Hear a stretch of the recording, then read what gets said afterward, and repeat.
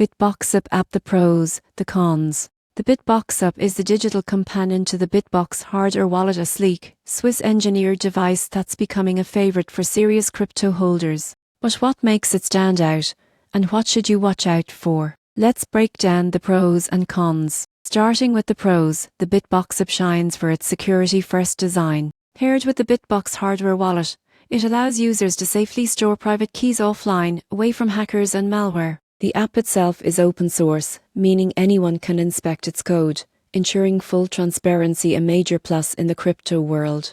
The user experience is another win. The app is intuitive, clean, and supports major coins like Bitcoin, Ethereum, and Litecoin. It also offers native Tor integration, giving privacy-focused users an extra layer of anonymity when managing their funds. BitBox also simplifies backup and recovery. Instead of the usual seed phrase, it uses a micros card for secure recovery, a clever innovation that protects users from phishing or human error. But let's talk about the cons. First, BitBoxApp works best only with the BitBox hardware wallet. Without it, functionality is very limited, which can be inconvenient for users who prefer a mobile-only setup.